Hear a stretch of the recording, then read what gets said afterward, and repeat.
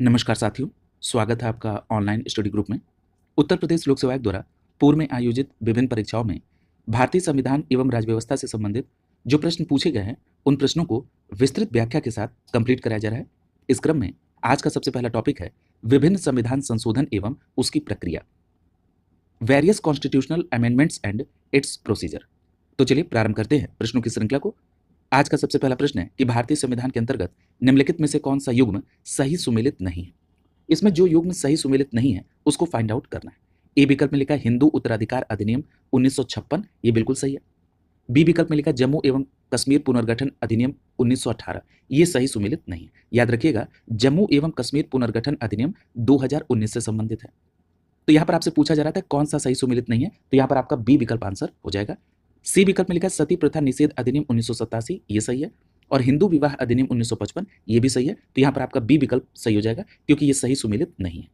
Chart के माध्यम से देख लीजिए, हिंदू उत्तराधिकार अधिनियम 1956, जम्मू एवं कश्मीर पुनर्गठन अधिनियम 2019, सती प्रथा निषेध अधिनियम 1987 से और हिंदू विवाह अधिनियम 1955 से संबंधित है। क्लियर।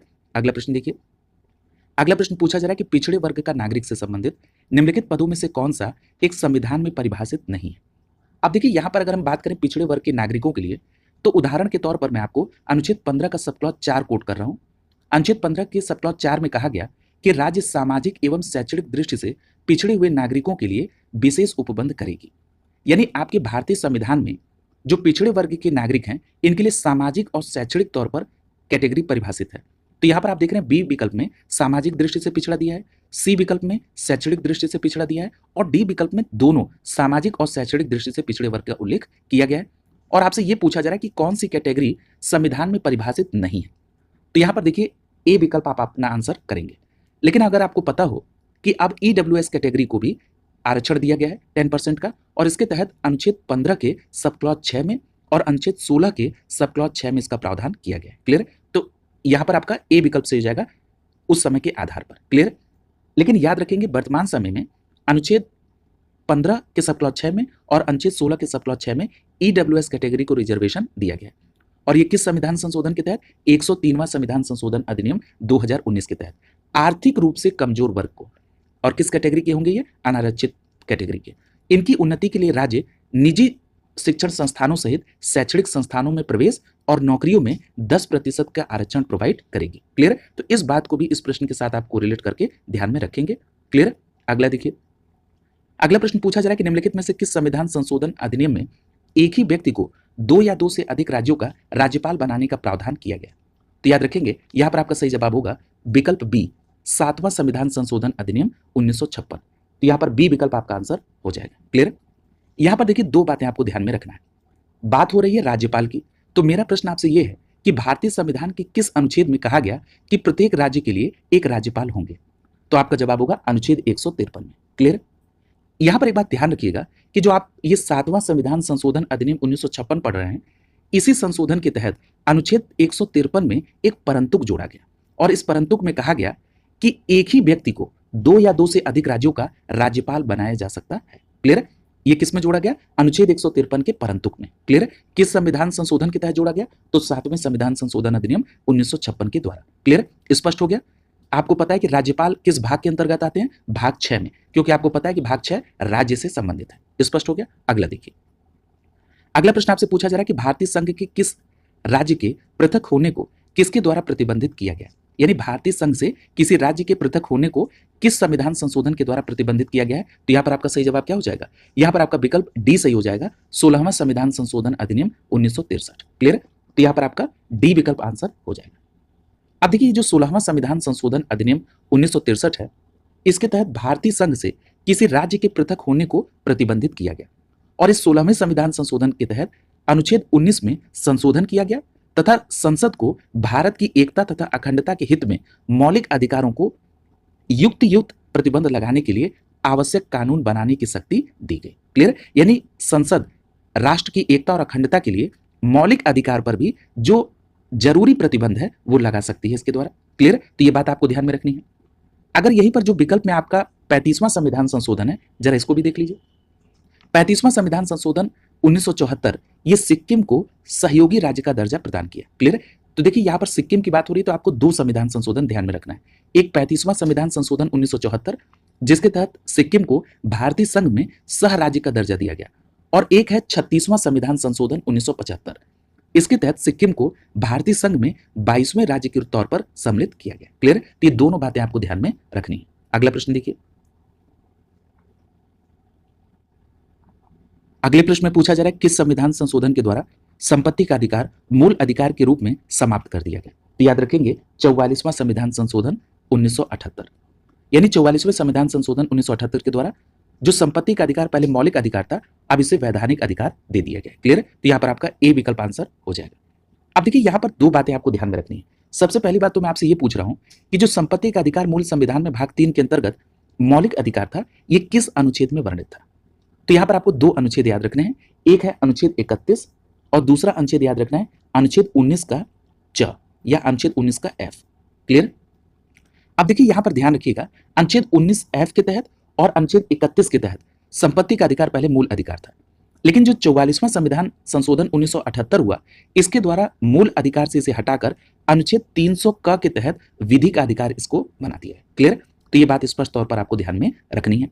यानी 44वें संविधान संशोधन अधिनियम 1978 के तहत अब संपत्ति का अधिकार अनुच्छेद 300 के क के अंतर्गत वर्णित है और ये अब वैधानिक अधिकार है। अगला प्रश्न देखिए, पूछा जा रहा है कि किस संविधान संशोधन के द्वारा दिल्ली को राष्ट्रीय राजधानी क्षेत्र बनाया गया?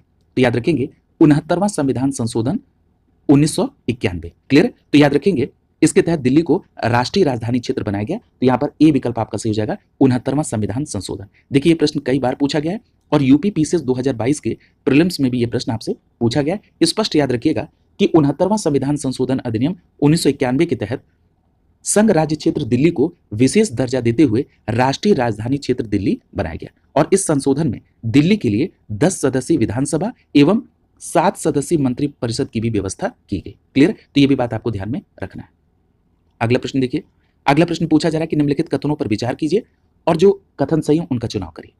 यहाँ पर देखिए कथन में कहा जा रहा है कि 73वां संविधान संशोधन भारतीय संविधान के स्थानीय शासन के इतिहास में एक आधार स्तंभ के रूप में माना जाता है। क्लियर? तो ये तो स्टेटमेंट बिल्कुल सही है, क्योंकि आपको पता है कि जो 73वां संविधान संशोधन अधिनियम 1992 है, इसके तहत पंचायती राज व्यवस्था को लाया गया, और आपको ये भी पता है कि इसी के तहत 11वीं अनुसूची को जोड़ा गया जिसमें पंचायती प्रावधान किया गया। क्लियर? तो ये बात बिल्कुल सही है।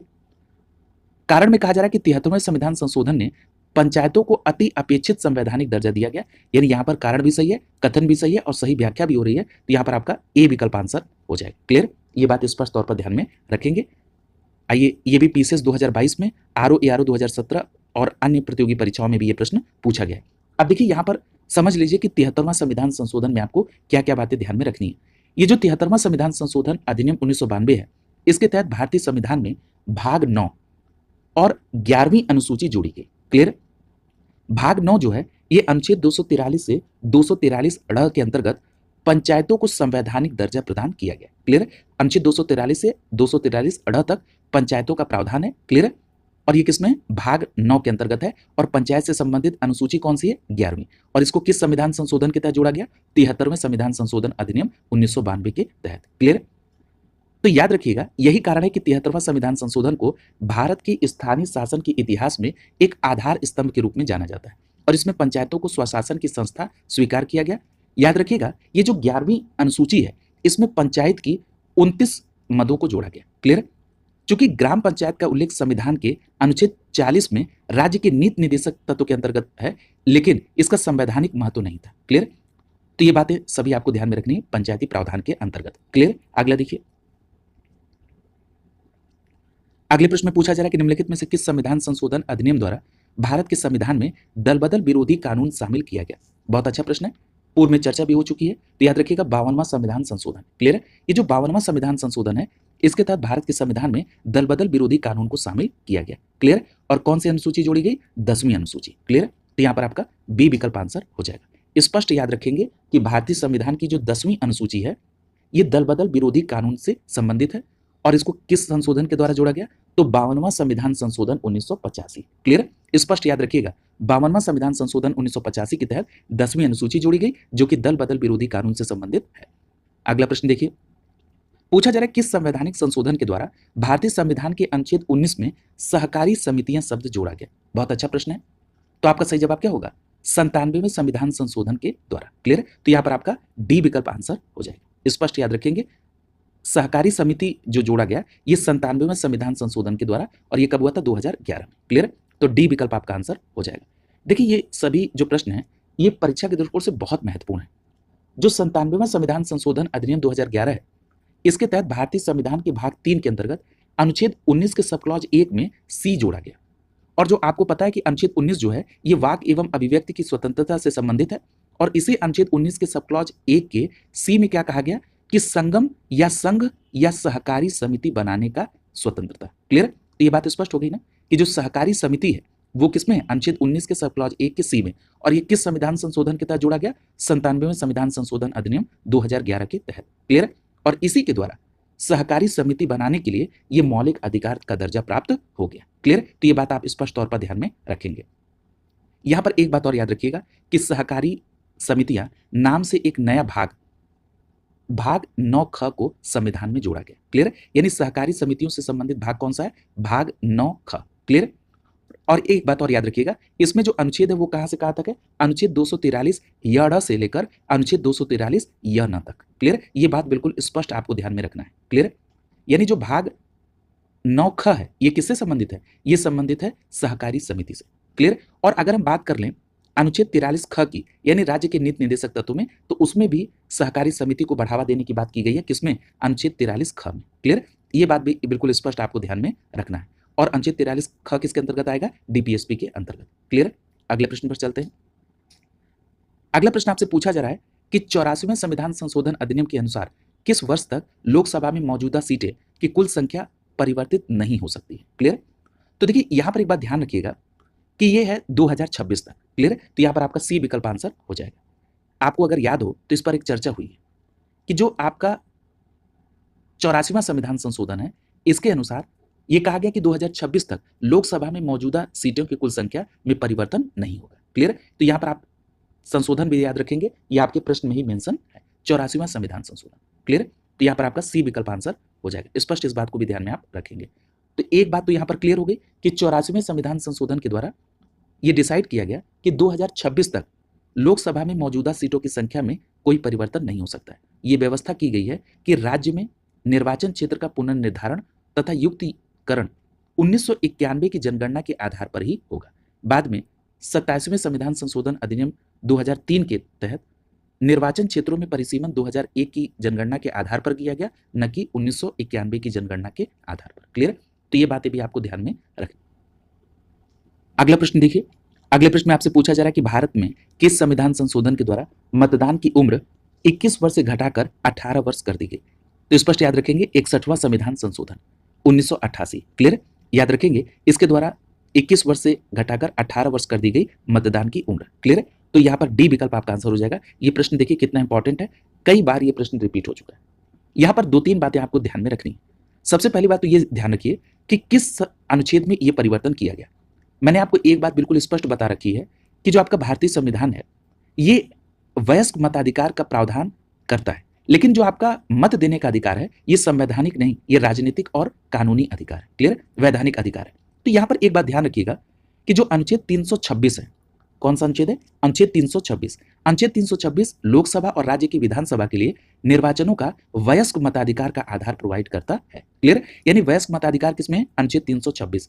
और इसी अनुच्छेद 326 में 61वें संविधान संशोधन अधिनियम 1988 के द्वारा जो मतदान की उम्र है वो 21 वर्ष से घटाकर 18 वर्ष कर दी गई। क्लियर? और इसे लागू कब किया गया? 1989 से। क्लियर? ये सभी बातें आपको ध्यान में रखनी है अनुच्छेद सहित। अगला देखिए।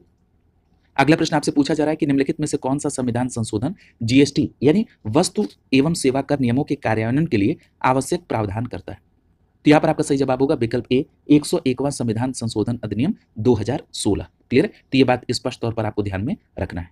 यानी जीएसटी से संबंधित कौन सा संविधान संशोधन है? 101वां संविधान संशोधन जीएसटी से संबंधित है। अब देखिए अगर इसको कोरिलेट करके याद रखना हो तो देखिए पैसे का मामला है, जीएसटी कर का मामला है, और आपको पता है कि 101 ये पैसा देने के लिए एक शुभ माना जाता है 101। तो इसी से कोरिलेट कर लीजिए कि जो 101वां संविधान संशोधन है 2016 का, ये जीएसटी का प्रावधान करता है, यानी वस्तु एवं सेवा कर का प्रावधान करता है। आपको ये भी पता है कि जीएसटी एक अप्रत्यक्ष कर है जिसने अपने पूर्ववर्ती अधिकांश अप्रत्यक्ष कर को प्रतिस्थापित करके एकल कर के रूप में परिवर्तित किया है। क्लियर? ये भी प्रश्न आपसे कई बार पूछा गया है कि जो जीएसटी है ये कब से प्रभावी हुआ, तो ये बिल्कुल स्पष्ट याद रखेंगे 1 जुलाई 2017 से। क्लियर? 1 जुलाई 2017 से पूरे देश में जीएसटी प्रभावी हो गया, स्पष्ट याद रखिएगा। अगला देखिए, अगला प्रश्न पूछा जा रहा है कि भारतीय संविधान का जो 100वां संशोधन है ये किससे संबंधित है। तो याद रखिएगा ये जो 100वां संशोधन है ये बांग्लादेश के साथ भूमि सीमा समझौते से संबंधित है। क्लियर? तो यहां पर आपका बी विकल्प से हो जाएगा, ये जो 100वां संविधान संशोधन है ये बांग्लादेश के साथ भूमि सीमा समझौते से संबंधित है। क्लियर? यहां पर कुछ और संविधान संशोधन दिए गए हैं, जरा इनको भी देख लीजिए। बात करते हैं 99वें संविधान संशोधन अधिनियम के तहत। याद रखिएगा राष्ट्रीय न्यायिक नियुक्ति आयोग, जिसको आप शॉर्ट फॉर्म में एनजेएसी कहते हैं, इसकी स्थापना से संबंधित है। याद रखेंगे राष्ट्रीय न्यायिक नियुक्ति आयोग 99वें संविधान संशोधन के तहत। 100वें संविधान संशोधन के तहत अभी चर्चा हुई है, बांग्लादेश से भूमि सीमा समझौते से संबंधित है। वहीं 101वां संविधान संशोधन ये जीएसटी के प्रावधान से संबंधित है। क्लियर? 102वां संविधान संशोधन ये राष्ट्रीय पिछड़ा वर्ग आयोग को संवैधानिक दर्जे से संबंधित है। बहुत इंपॉर्टेंट है, याद रखिएगा 102वां संविधान संशोधन ये राष्ट्रीय पिछड़ा वर्ग आयोग को संवैधानिक दर्जे से संबंधित है। अगर बात करें 103वें संविधान संशोधन की, तो अभी एक प्रश्न के एक्सप्लेनेशन में मैंने आपसे कहा कि जो आर्थिक रूप से पिछड़े वर्ग है, यानी जिनको आप शॉर्ट फॉर्म में कहते हैं ईडब्ल्यूएस, इस ईडब्ल्यूएस के लिए इकोनॉमिक वीकर सेक्शन के लिए 10% के आरक्षण का प्रावधान इसी 103वें संविधान संशोधन के द्वारा किया गया। क्लियर? अगर हम बात करें 104वें संविधान संशोधन की, तो याद रखिएगा इसके तहत अनुच्छेद 334 में संशोधन किया गया और एससी एसटी को, यानी अनुसूचित जाति और अनुसूचित जनजाति को लोकसभा और विधानसभा में आरक्षण 10 वर्ष तक के लिए बढ़ा दिया गया। अब लोकसभा तथा विधानसभा में जो सीटों का आरक्षण है इस प्रावधान के तहत ये 25 जनवरी 2030 तक जारी रहेगा और आंग्ल भारतीय समुदाय के का जो मनोनयन लोकसभा और विधानसभा में था इसको खत्म कर दिया गया। किसके द्वारा? 104वें संविधान संशोधन के द्वारा। क्लियर? तो इस बात को भी आप ध्यान में रखेंगे। अगला देखिए, और अगर आपसे यह प्रश्न पूछ लिया जाए कि लोकसभा में अनुसूचित जाति और अनुसूचित जनजाति के लिए स्थानों का आरक्षण, तो आपका जवाब होगा अनुच्छेद 330। क्लियर? अगला देखिए, आगे यहां पर चार्ट के माध्यम से आपको सुमेलित करना है। सबसे पहले दिया गया है 94वां संविधान संशोधन। याद रखिएगा ये जो 94वां संविधान संशोधन 2006 है इसके तहत कहां पर संशोधन किया गया, तो याद रखेंगे अनुच्छेद 164 में संशोधन किया गया। किसके तहत? 94वें संविधान संशोधन के तहत। क्लियर? अगर हम बात करें 95वें संविधान संशोधन 2009 की, तो याद रखिएगा ये जो 95वां संविधान संशोधन 2009 था इसके तहत अनुच्छेद 334 में संशोधन किया गया। क्लियर? अगर हम बात करें 96वें संविधान संशोधन की, तो याद रखिएगा 96वें संविधान संशोधन के तहत 8वीं अनुसूची में संशोधन किया गया। क्लियर? और अगर हम बात करें 103वें संविधान संशोधन अधिनियम 2019 की, तो इसके तहत अनुच्छेद 15 और अनुच्छेद 16 में संशोधन किया गया। क्लियर? ईडब्ल्यूएस कैटेगरी को इसमें 10% का आरक्षण दिया गया। क्लियर? तो इस प्रकार से आपने इस पूरे को सुमेलित कर लिया। तो यहाँ पर सही सुमेलित क्या हो रहा है? ए विकल्प आपका आंसर हो जाएगा। पहला, दूसरा, तीसरा और चौथा, ये सही कूट यहाँ पर बन रहा है। क्लियर? इस चार्ट के माध्यम से भी देख लीजिए। ये जो 94वां संविधान संशोधन 2006 था इसके तहत अनुच्छेद 164 में संशोधन किया गया। 95वें संविधान संशोधन अधिनियम 2009 के तहत अनुच्छेद 334 में संशोधन किया गया। क्लियर? अगर हम बात करें 96वें संविधान संशोधन 2011 की, तो इसके तहत 8वीं अनुसूची में संशोधन किया गया और 103वें संविधान संशोधन के तहत 2019 में 15वें अनुच्छेद में और 16वें अनुच्छेद में संशोधन करके ईडब्ल्यूएस कैटेगरी को 10% का आरक्षण दिया गया। क्लियर? तो ये सभी बातें आप ध्यान में रखेंगे। अगला प्रश्न देखिए। अगला प्रश्न आपसे पूछा जा रहा है कि संविधान के किस संशोधन ने लोकसभा के सदस्यों की संख्या 525 से बढ़ाकर 545 कर दी? तो यहाँ पर आपका सही जवाब क्या होगा? 31वां संविधान संशोधन। स्पष्ट याद रखेंगे, ए विकल्प आपका आंसर हो जाएगा। ये जो 31वां संविधान संशोधन है इसके तहत लोकसभा में जो संख्या है सदस्यों की उसको 525 से बढ़ाकर 545 कर दिया गया। क्लियर? ये बात स्पष्ट याद रखिएगा, ये प्रश्न परीक्षा के दृष्टिकोण से बहुत महत्वपूर्ण है। क्लियर? तो यहाँ पर ए विकल्प आपका आंसर हो गया। क्लियर? 31वां संविधान संशोधन कब से संबंधित है? 1972 से, और इसमें लोकसभा में सीटों की संख्या 525 से बढ़ाकर 545 कर दी गई। अगला प्रश्न देखिए। पूछा जा रहा है शिक्षा जो प्रारंभ में राज्य सूची का विषय था इसे संवर्धित सूची में स्थानांतरित कर दिया गया। किस संविधान संशोधन के तहत? तो स्पष्ट याद रखेंगे 42वें संविधान संशोधन के तहत। याद रखिएगा 42वां संविधान संशोधन अधिनियम 1976 है, जिसके तहत शिक्षा को राज्य सूची से निकालकर समवर्ती सूची में डाल दिया गया। तो यहाँ पर आपका सी विकल्प आंसर हो जाएगा। क्लियर है?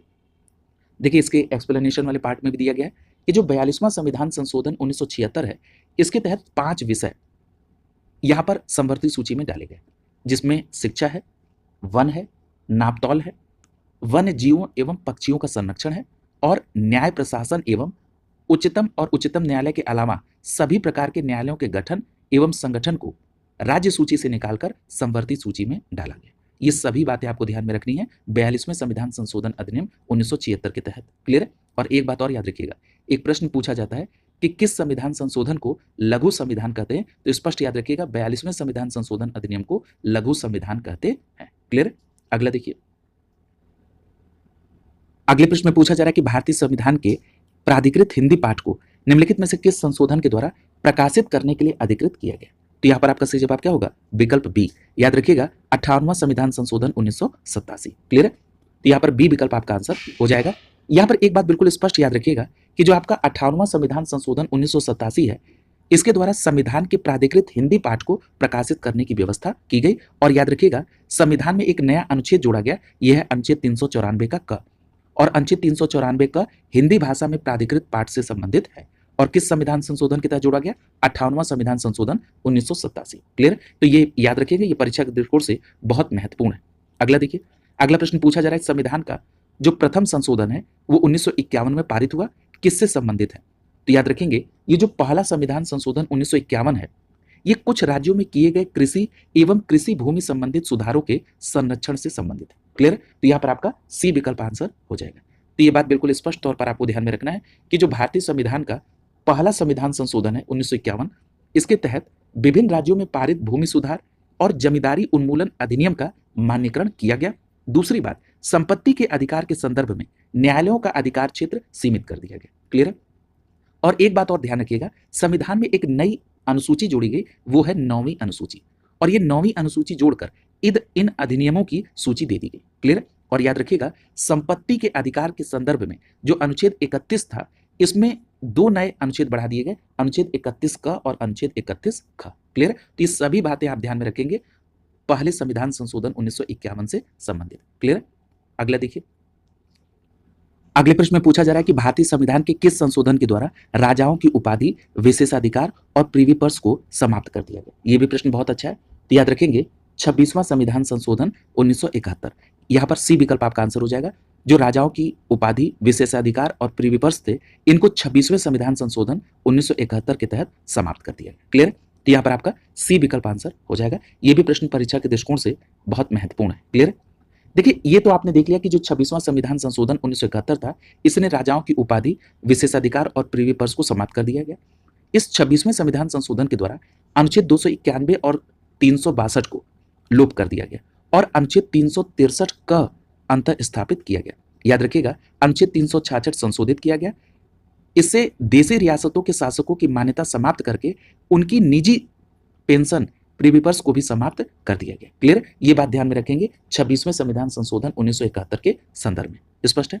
अगला देखिए, अगला प्रश्न आपसे पूछा जा रहा है निम्नलिखित शब्दों को 42वें संविधान संशोधन के तहत प्रस्तावना में जोड़ा गया। यानी जो 42वें संविधान संशोधन 1976 के तहत प्रस्तावना में 3 शब्द जोड़े गए, वो कौन कौन से हैं? ये प्रश्न आपसे पूछा जा रहा है। तो देखिए यहां पर अगर आप देखेंगे जो 3 शब्द जोड़े गए थे वो था समाजवादी, पंथनिरपेक्ष और अखंडता। क्लियर? समाजवादी, पंथनिरपेक्ष और अखंडता। तो यहां पर आप देख रहे हैं कोई भी विकल्प आपके अकॉर्डिंग सेट नहीं है, यानी ये प्रश्न जो है ये डिस्प्यूटेड हो गया था ये प्रश्न। क्लियर? तो ये बात ध्यान में रखिएगा कि जो 42वां संविधान संशोधन 1976 है, इसने प्रस्तावना में समाजवादी, पंथनिरपेक्ष और अखंडता शब्द को जोड़ा था। क्लियर? तो ये बात ध्यान में रखेंगे। और संपूर्ण प्रभुत्व संपन्न शब्द जो आपके चौथे में लिखा हुआ था, वो मूल संविधान में ही व्याप्त है। क्लियर है? तो याद रखेंगे यहां पर कोई भी विकल्प इसके अकॉर्डिंग सेट नहीं हो रहा है। तो याद रखेंगे 42वें संविधान संशोधन 1976 के तहत 3 शब्द जोड़े गए, समाजवादी, पंथनिरपेक्ष और अखंडता। क्लियर है? और देखिए मैंने आपसे पहले भी कहा है कि जो 42वां संविधान संशोधन था, इसको लघु संविधान कहा जाता है। क्लियर?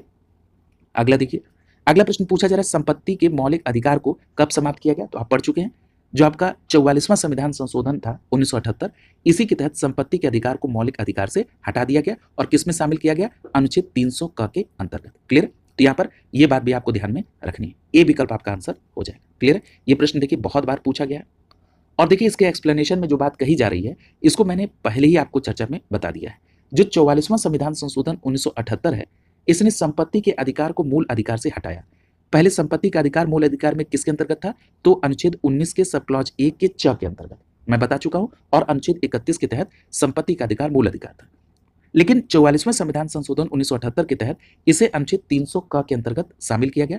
ये अनुच्छेद 300 क किस भाग के अंतर्गत है? भाग 12 के अंतर्गत। ये भी बात ध्यान रखिएगा। और इसके अनुसार अब किसी भी व्यक्ति को विधि के प्राधिकार के बिना उसकी संपत्ति से वंचित नहीं किया जाएगा। तो इस प्रकार आप ये कहेंगे कि जो संपत्ति का अधिकार है ये संवैधानिक और कानूनी अधिकार हो गया है। क्लियर है?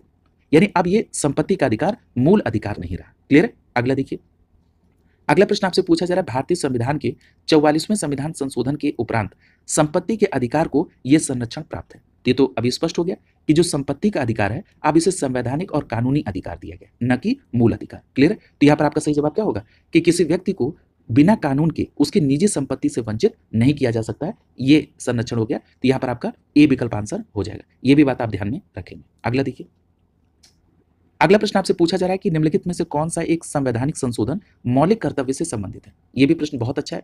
तो याद रखिएगा, अगर हम बात करें मौलिक कर्तव्य से तो यहाँ पर याद रखेंगे 42वां संविधान संशोधन ये मौलिक कर्तव्य से संबंधित है। मौलिक कर्तव्य इसी के द्वारा जोड़ा गया है। यहाँ पर ए विकल्प आपका आंसर हो जाएगा। 42वां संविधान संशोधन मौलिक कर्तव्य से संबंधित है।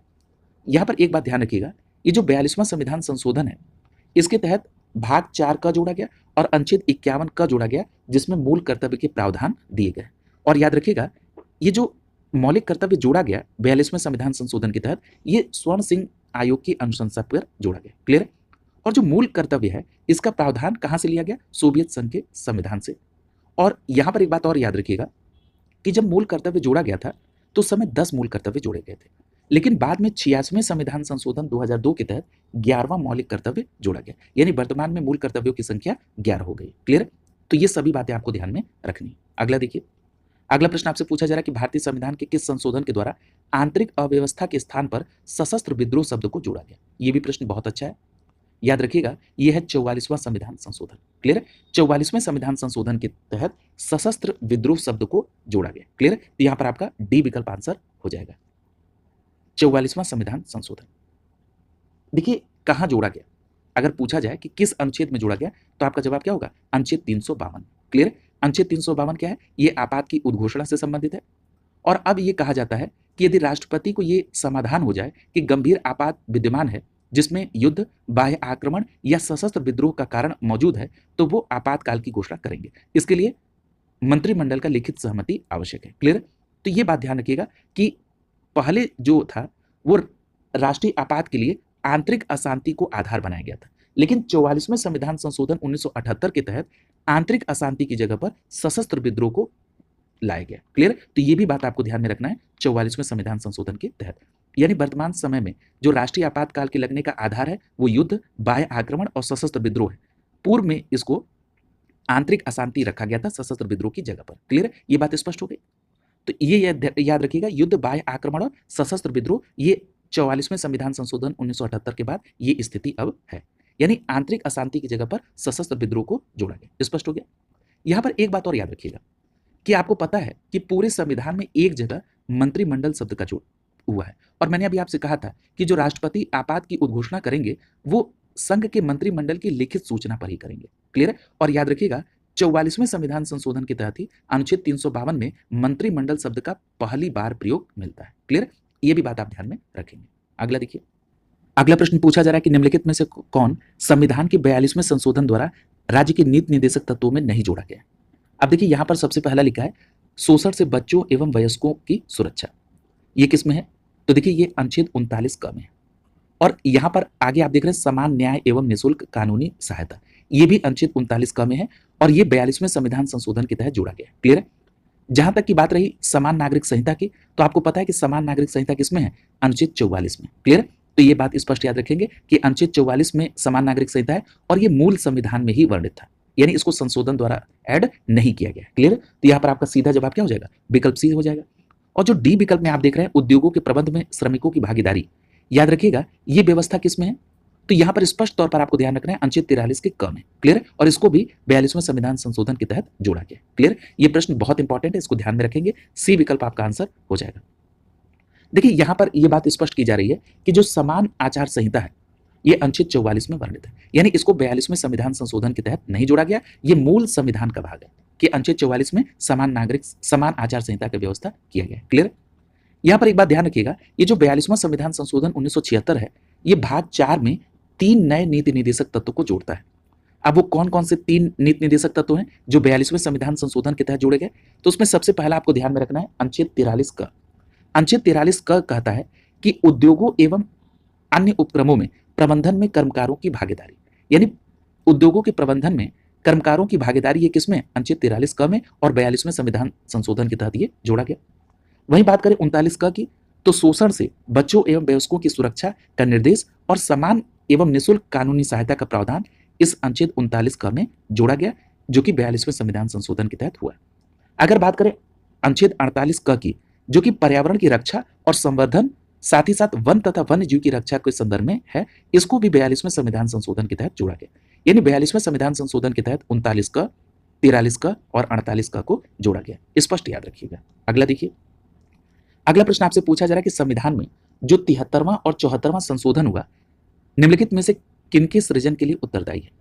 तो देखिए यहां पर याद रखिएगा राज्य निर्वाचन आयोग, ये बात तो स्पष्ट हो गई ना कि यहां पर अनुच्छेद 243 ट में पंचायतों के लिए निर्वाचन की व्यवस्था है। क्लियर? यानी यहां पर राज्य निर्वाचन आयोग की व्यवस्था इसी के तहत हुई। उसके बाद अगर हम बात करें जिला नियोजन समिति की, तो ये भी इसी से संबंधित है। राज्य वित्त आयोग की बात करें जो कि अनुच्छेद 243 झ में है, ये भी इसी संशोधन के द्वारा। और राज्य संपत्ति कर मूल्य निर्धारण बोर्ड, ये इस संशोधन से संबंधित नहीं है। क्लियर? तो यहां पर आप देख रहे हैं पहला, दूसरा और तीसरा, ये तीनों 73वें और 74वें संशोधन से संबंधित है। तो यहां पर आपका बी विकल्प आंसर हो जाएगा। क्लियर? तो ये बात स्पष्ट आपको ध्यान में रखनी है। आगे देखिए, तो देखिए ये बात स्पष्ट कर दी गई कि जो 73वां और 74वां संशोधन 1992 था, इसके द्वारा राज्य निर्वाचन आयोग को संवैधानिक मान्यता प्रदान की गई। क्लियर? ये बात स्पष्ट हो गई। अगर बात करें पंचायतों के लिए राज्य वित्त आयोग का प्रावधान, तो ये भी इसी से संबंधित है, और जिला नियोजन समिति का प्रावधान भी इसी संविधान संशोधन से संबंधित है।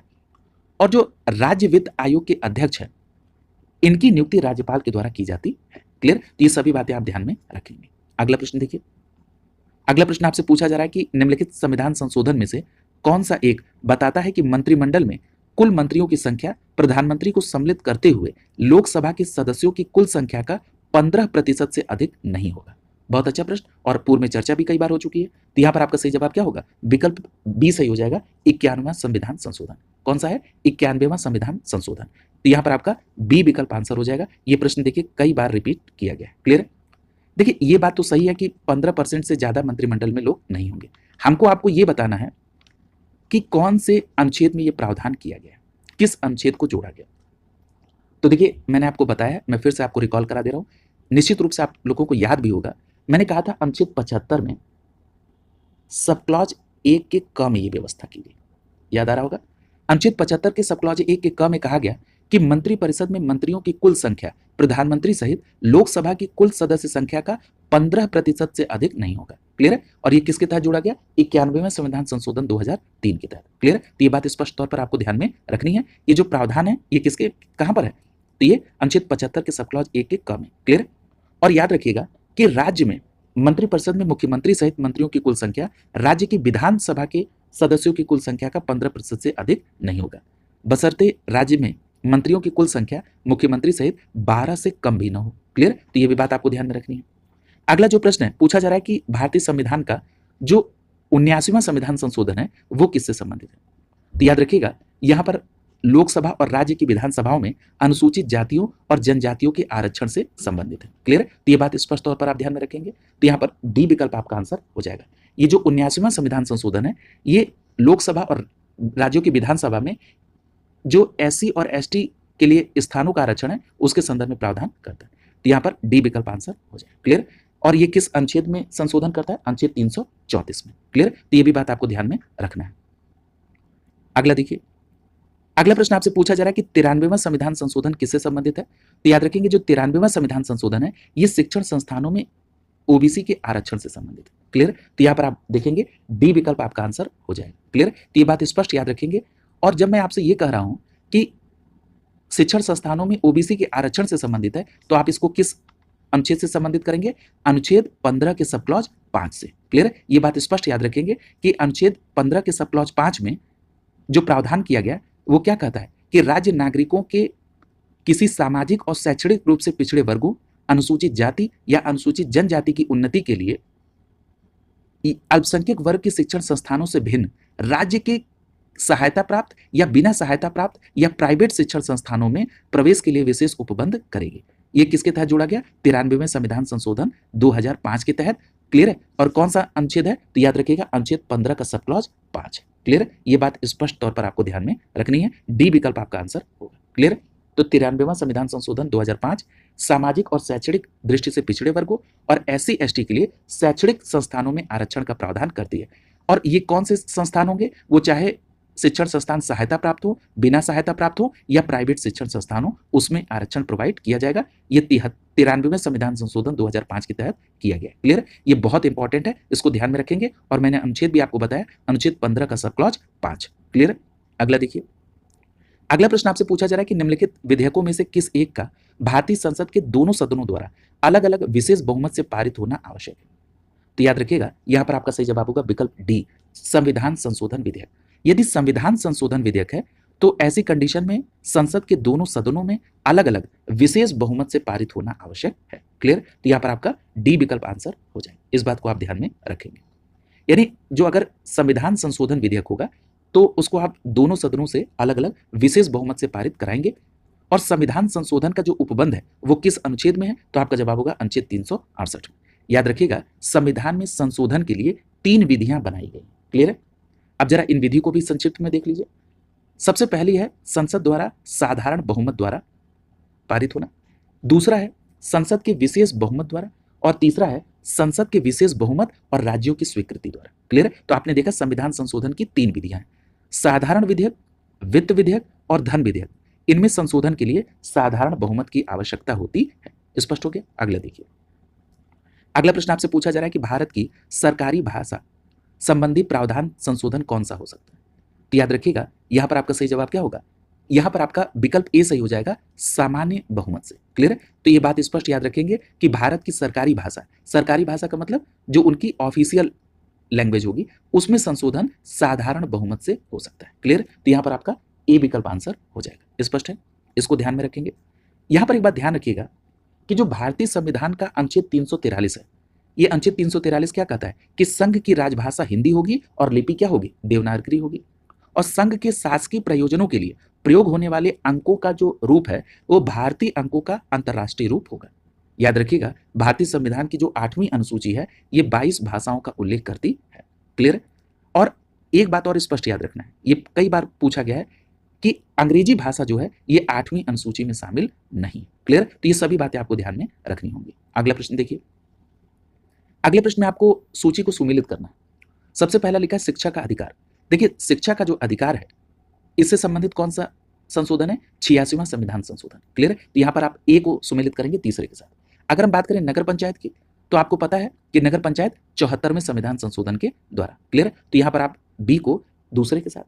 अगर बात करें पंचायती राज्य निर्वाचन की तो पंचायती राज निर्वाचन 73वें संविधान संशोधन यानी सी को पहले के साथ, और सेवा कर के संदर्भ में 28वां संविधान संशोधन है यानी डी को चौथे के साथ सुमेलित करेंगे। और जो सही कूट बनेगा 3214, और 3214 के आधार पर डी विकल्प आपका आंसर हो जाएगा। क्लियर? तो ये सभी बातें आपको ध्यान में रखनी है।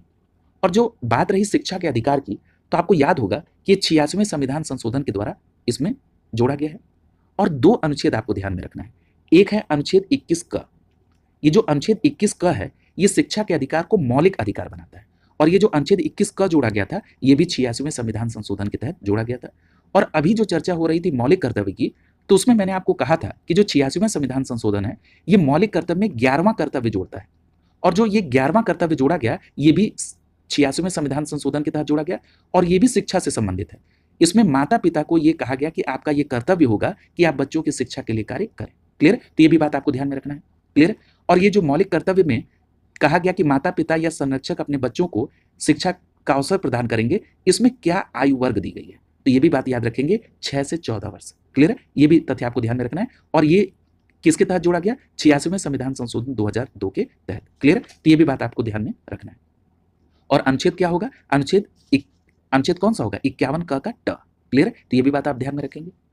अगला है नगर पंचायत 74वां संविधान संशोधन, पंचायती राज व्यवस्था 73वां संविधान संशोधन और सेवा कर 88वां संविधान संशोधन से संबंधित है।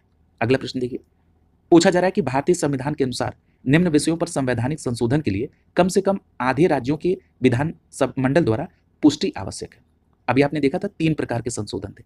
अब इसमें यह पूछा जा रहा है कि किसमें कम से कम आधे राज्यों की विधानमंडल की संस्तुति आवश्यक है। आपको वो संशोधन बताना है। सबसे पहले लिखा है संविधान के संघीय प्रावधान में संशोधन। तो ये बात सही है, संविधान के अगर संघीय प्रावधान में संशोधन कर रहे हैं तो कम से कम आधे राज्यों की विधानमंडल का संस्तुति आवश्यक है।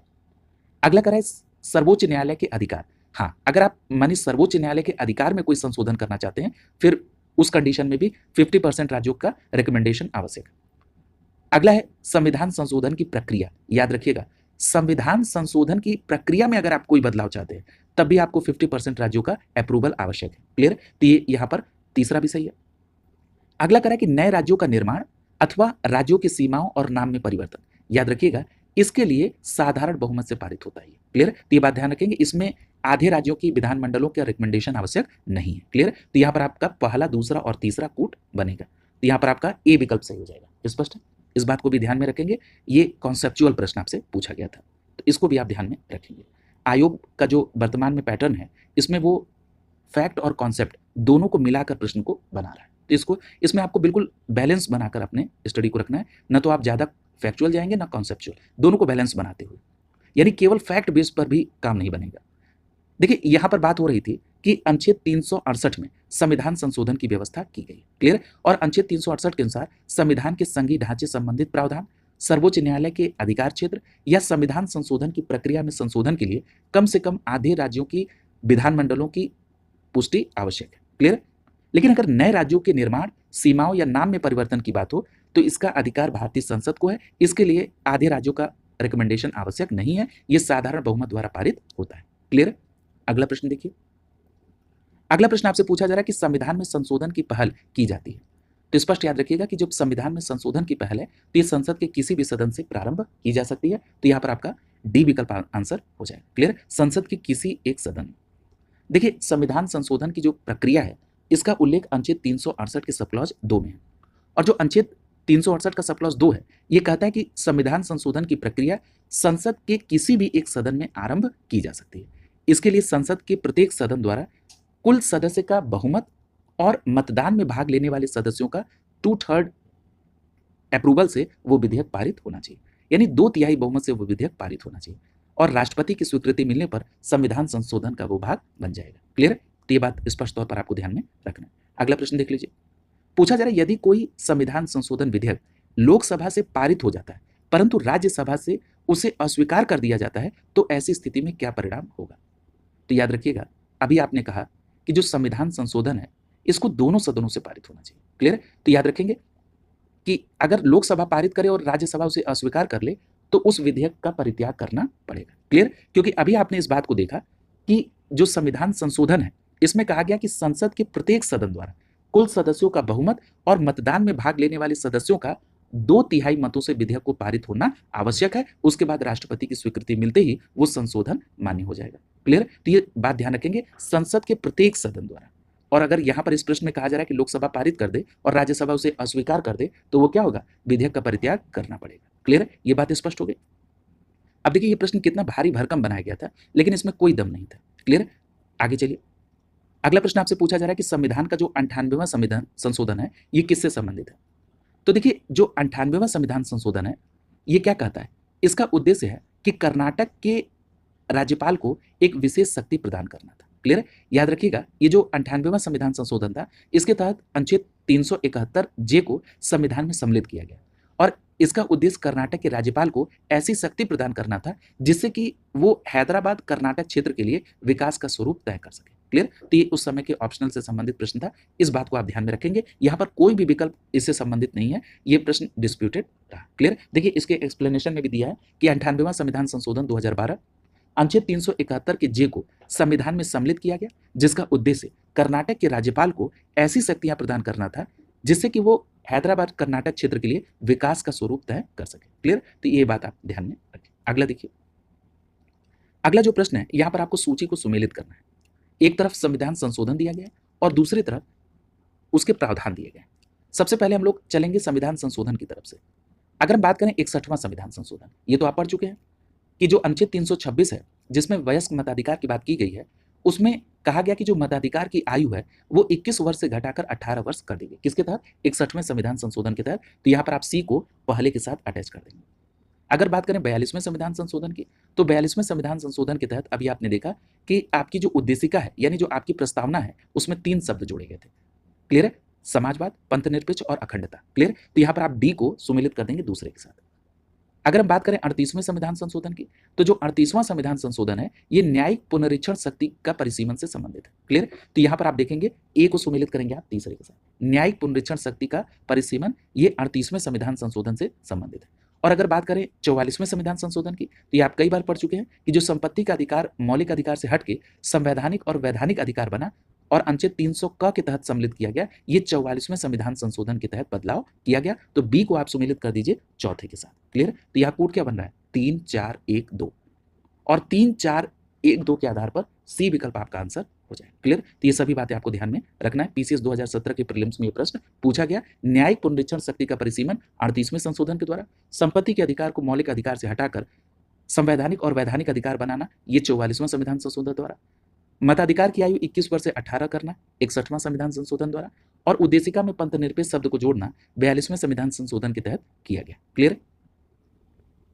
अगले प्रश्न में पूछा जा रहा है कि संविधान का कौन सा संशोधन ये प्रावधान करता है कि कोई कानून जो राज्य के नीति निर्देशक सिद्धांतों को जो अनुच्छेद 39 बी और सी में वर्णित है इसको प्रभावी बनाने के लिए पारित किया जाए, तो वो इस कारण से निरस्त नहीं किया जाएगा कि वो अनुच्छेद 14 और 19 में प्रदत्त अधिकारों को सीमित करता है।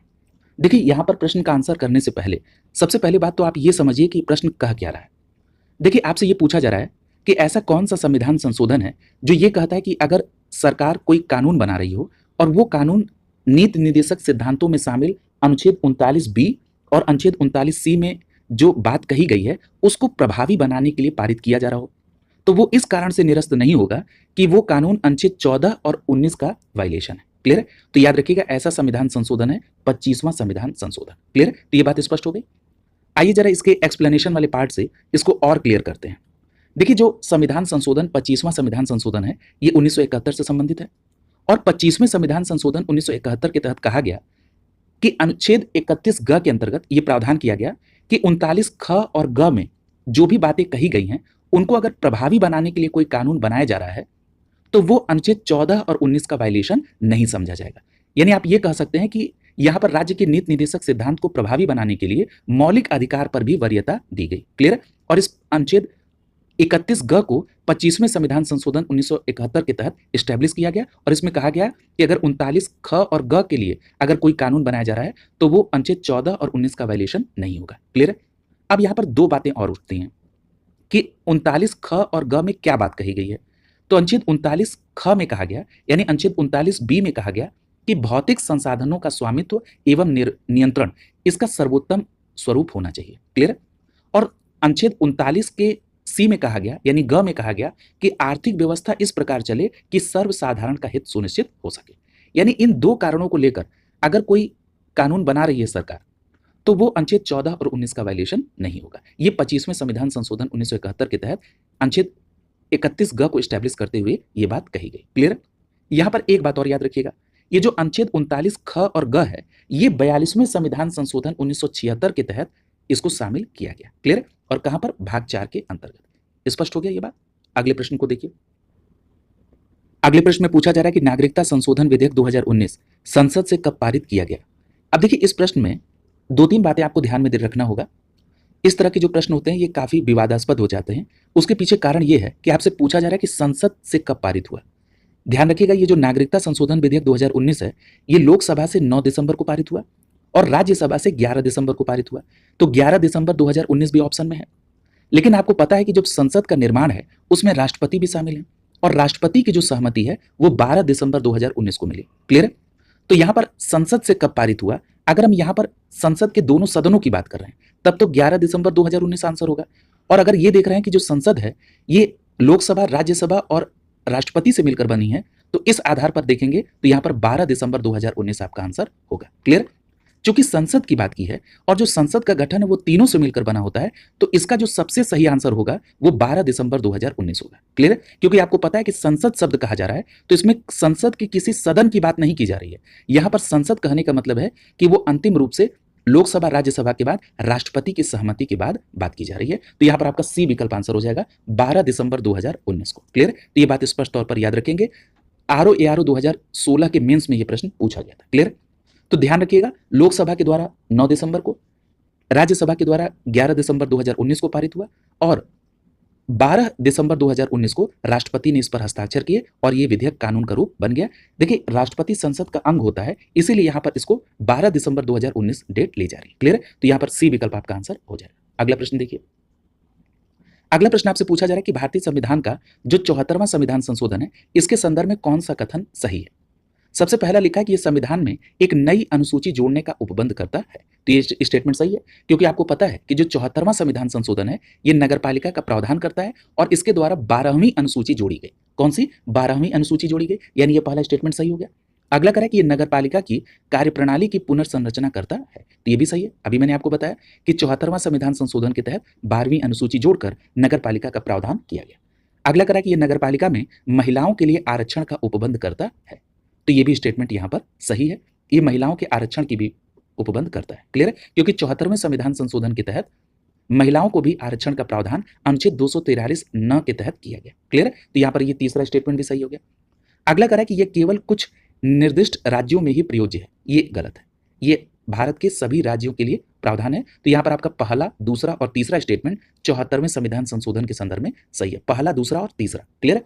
चौथा यहां पर सही नहीं है, तो यहां पर ए विकल्प आपका आंसर हो जाएगा। क्लियर? तो ये बात स्पष्ट तौर पर आपको ध्यान में रखना है। बीईओ की परीक्षा में 2019 में ये प्रीलिम्स में प्रश्न पूछा गया था। आपको पता है कि जो 74वां संविधान संशोधन है इसके तहत 12वीं अनुसूची जोड़ी गई, साथ ही साथ एक नया भाग जोड़ा गया जो कि 9 क है और इसी भाग 9 क में नगरपालिका से संबंधित प्रावधान किया गया है। क्लियर? और इस संशोधन के द्वारा जो अनुच्छेद 243 न है इसमें महिलाओं को आरक्षण की बात की गई है। क्लियर? तो ये भी बात आप ध्यान में रखेंगे। तो ये यहाँ पर चैप्टर, ये जो टॉपिक था वो कंप्लीट हो गया। अगला जो नया टॉपिक है वो है वरीयता अनुक्रम। क्लियर? यहाँ पर आपको सीनियरिटी का एक सीक्वेंस देखना है। क्लियर? सबसे पहला प्रश्न पूछा जा रहा है कि वरीयता के अनुसार निम्नलिखित में से घटती वरीयता के क्रम में कौन सा सही है? घटती हुई वरीयता के क्रम में देखिए, विकल्प ए में लिखा हुआ है राज्यपाल, अपने राज्यों में राज्यपाल। दूसरा है मुख्य न्यायाधीश सर्वोच्च न्यायालय। अगला नाम है मुख्यमंत्री का और उसके बाद है मुख्य निर्वाचन आयुक्त। देखिए, सबसे पहले इनका क्रम देख लीजिए। अगर हम वरीयता क्रम के आधार पर राज्यपाल को देखें तो याद रखेंगे राज्यपाल चौथे क्रम में आते हैं। उसके बाद अगर हम बात करें सर्वोच्च न्यायालय के मुख्य न्यायाधीश की तो याद रखिएगा सर्वोच्च न्यायालय के जो मुख्य न्यायाधीश हैं इनका 6वां क्रम है। अगर बात करें राज्यों के मुख्यमंत्री की तो याद रखेंगे राज्यों के मुख्यमंत्री 7वें स्थान पर आते हैं। और जो मुख्य निर्वाचन आयुक्त हैं, याद रखिएगा ये जो मुख्य निर्वाचन आयुक्त हैं इनका क्रम कौन सा है? तो याद रखेंगे ये 9 क में आते हैं। क्लियर? मुख्य निर्वाचन आयुक्त ये 9 क में आते हैं। क्लियर? ये बात ध्यान में रखेंगे। तो यहां पर आप देख रहे हैं कि जो वरीयता क्रम है ये घटते हुए क्रम में है, यानी यहां पर ए विकल्प ही आपका आंसर हो जाएगा। क्लियर? तो ये बात ध्यान में रखेंगे। वरीयता क्रम से भी प्रश्न आपके यहाँ पूछे जाते हैं। क्लियर? देखिए, नीचे चार्ट के माध्यम से वरीयता क्रम दिया गया, जरा इसको देख लीजिए, ये प्रश्न ऑटोमेटिक कवर हो जाएगा। सबसे पहले दिया है राष्ट्रपति, राष्ट्रपति का पहला क्रम है। क्लियर? उसके बाद दूसरे क्रम पर आते हैं उपराष्ट्रपति, प्रधानमंत्री का तीसरा वरीयता क्रम होता है।